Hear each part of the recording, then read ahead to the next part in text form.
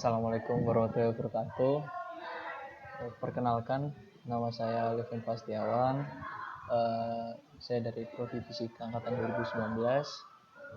NIM saya 081911333056. Ya, di sini saya akan menjelaskan beberapa dari soal UTS Fisika Komputasi 1.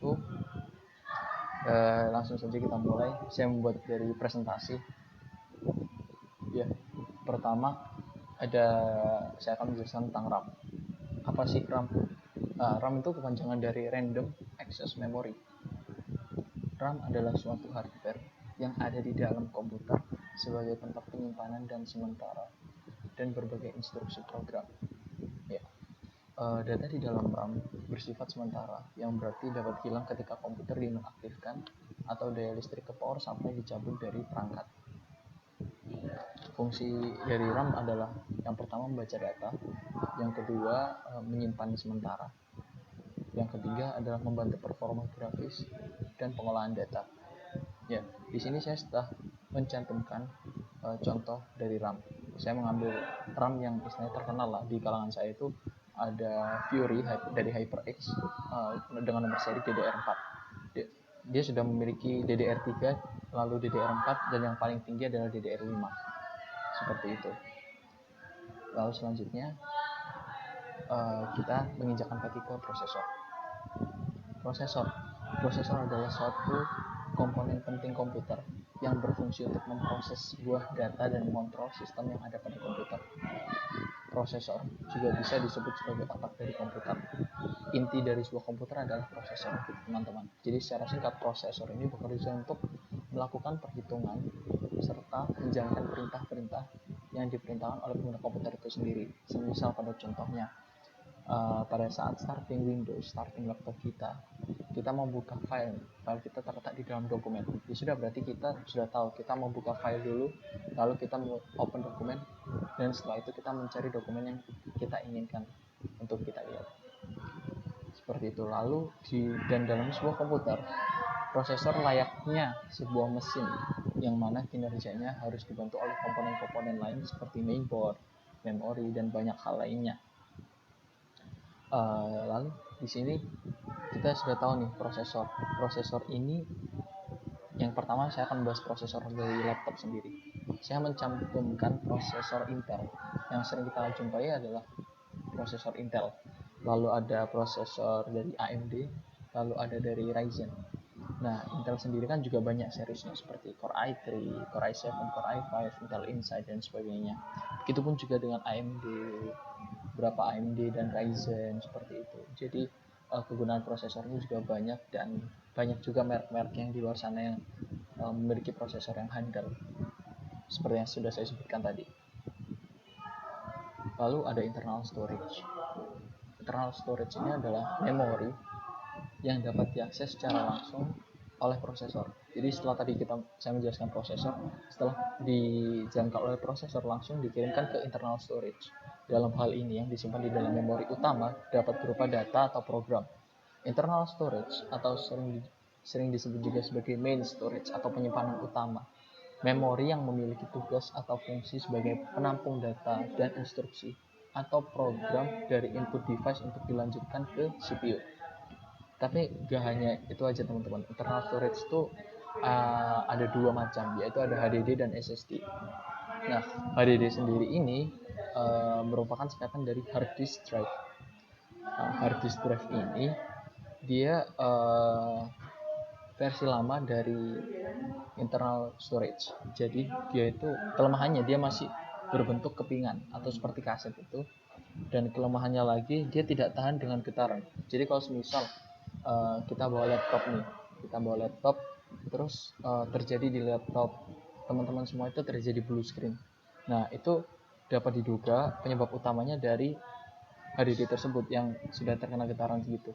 Jadi akhirnya di tampilan komputer atau laptop teman-teman di sini mengalami blue screen seperti itu.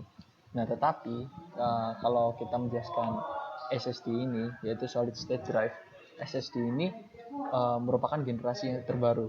Jadi internal storage ini sudah menggunakan sebuah chip, udah modern lah istilahnya.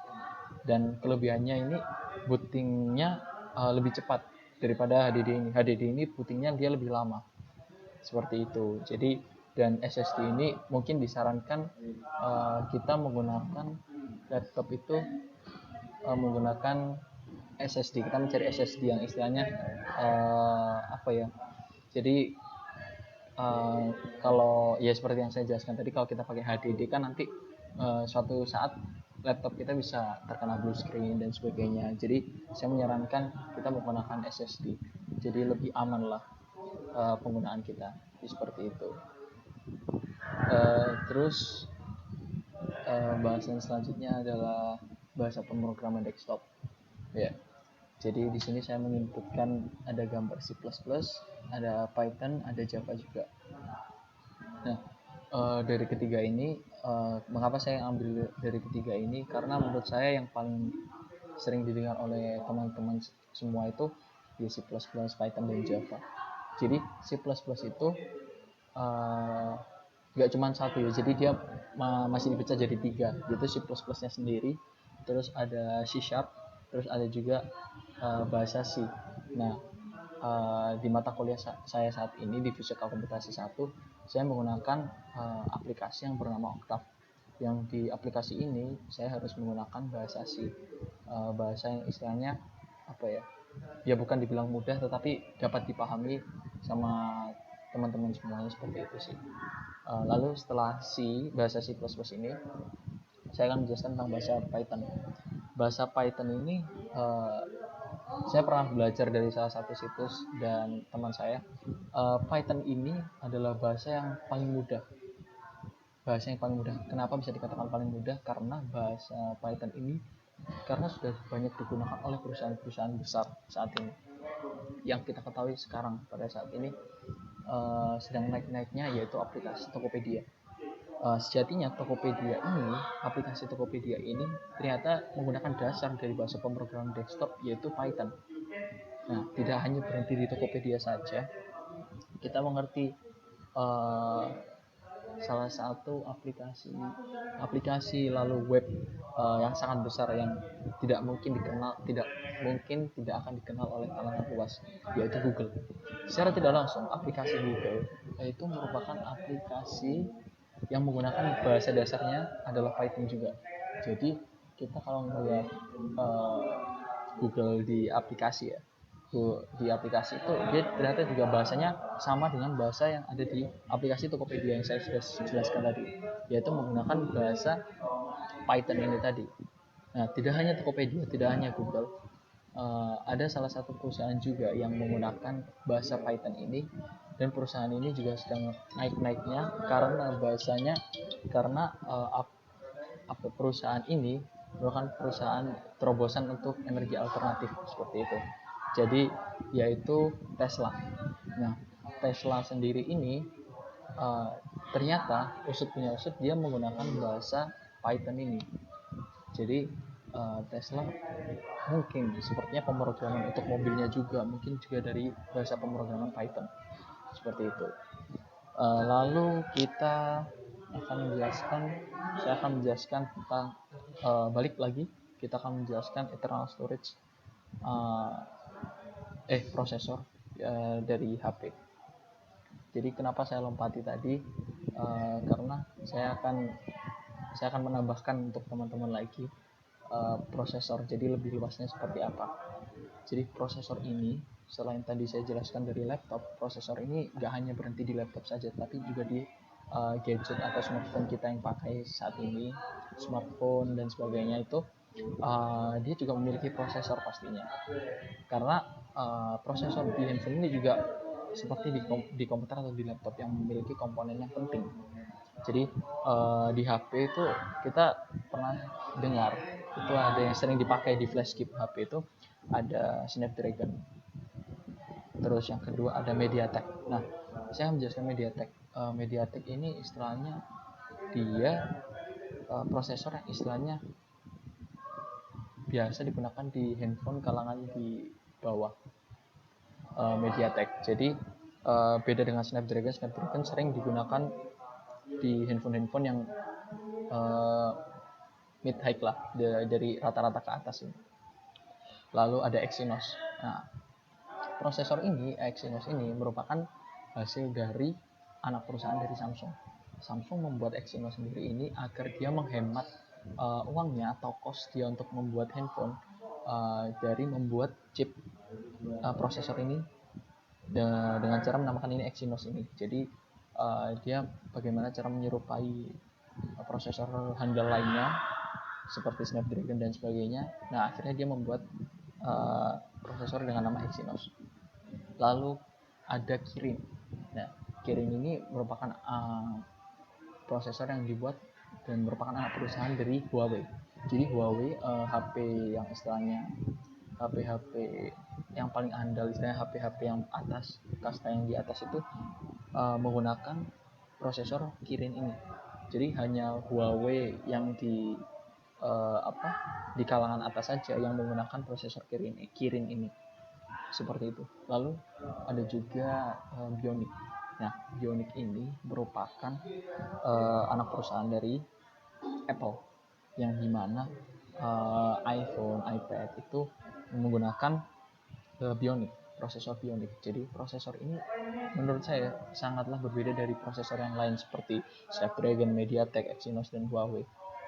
Dia memiliki ciri khas tersendiri, memiliki tampilan tersendiri. Jadi kalau teman-teman lihat, kita compare dari HP Android dan HP iOS, itu memiliki perbedaan ya menurut saya signifikan sih, karena dari tampilan, cara prosesor, cara bootingnya itu beda sih. Seperti itu teman-teman. Oke, langsung kita lanjut ke yang terakhir, itu adalah bahasa pemrograman web. Bahasa pemrograman web. Yang jelas teman-teman di sini semua tahu Google pasti. Kita sering buka web, kita sering buka internet, Google Chrome. Jadi kalau teman-teman di sini semua, kita sering tahu bahasa pemrograman web itu, kita berpikir bahasa pemrograman desktop sama web itu sama. Ternyata enggak, beda.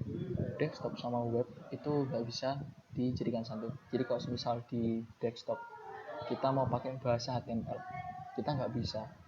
Nanti komputer tidak bisa menampilkan apa yang kita inginkan. Begitu pula sebaliknya, jika kita menggunakan bahasa pemrograman desktop atau seperti Java, C++, atau Python di dalam web, maka web itu tidak akan menampilkan hasil yang kita mau. Jadi seperti itu. Jadi ada khusus tersendiri. Jadi bahasa pemrograman desktop ya seperti C++, Python, dan Java. Tapi bahasa pemrograman web ya kita hanya bisa menggunakan HTML atau ada satu lagi PHP. Nah, HTML ini sudah sampai ke generasi kelima.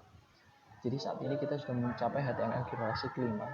Ya, HTML ini ada kepanjangannya, yaitu Hypertext Markup Language, yang adalah sebuah bahasa markup yang digunakan untuk membuat sebuah halaman web dan menampilkan berbagai informasi dalam sebuah browser internet.